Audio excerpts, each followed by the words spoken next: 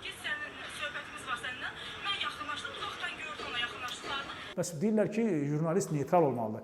Hökumət yönümlü jurnalistlər tərəf saxlayırsa, İlham Əliyevin tərəf saxlayır. Mən niyə xalqın tərəfini saxlamamalıyam?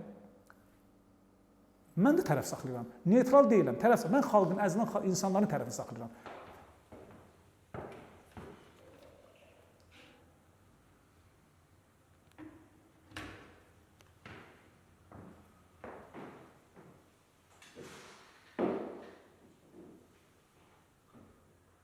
Necə ki, bizdə Aşura günüdürlər, Kərbəla müsibəti Aşura günü. Artıq bu günlər Azərbaycanda medianın aşurası hesab olunur. Və biz xalq olaraq, insanlar olaraq, vətəndaşlar olaraq əgər dəstək verməsək, bir-birimizi qorumasaq, həmrəy olmasaq, Azərbaycan artıq məhvə gedir.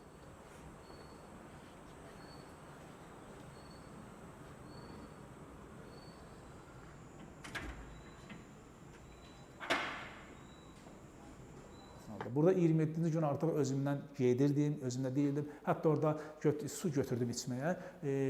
Necə yıxıldım onu, amma yatağın üstündə. Orada çox hərəkət edə bilmirdim. Gəldilər, yoxladılar təzyiq 65-in 55-ə, nə bilim filan belə şəkər çox aşağı göstəriciləri. Artıq yəni 27-ci gün özümdə deyildim, çox pis vəziyyətim idi, amma Azərbaycanda artıq biraz daha çox çəkdi bu məsələ. Bizdə əksinə, hadisədən daha orada nələr olur?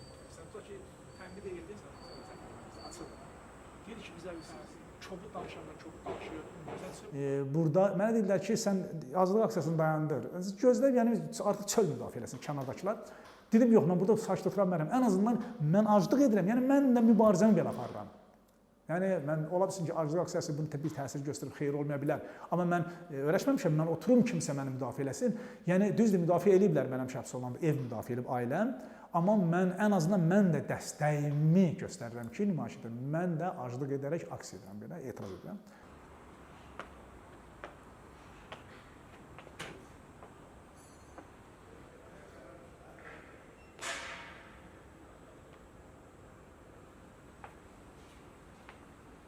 Bunlar məni götürüb zorla, qoluma bağlayıb atsalar ölkədən çıxıyorlar, mən məcburən gedəcəm və gedib harada haqsız vuruşası başqa bir yer tapacam özümə.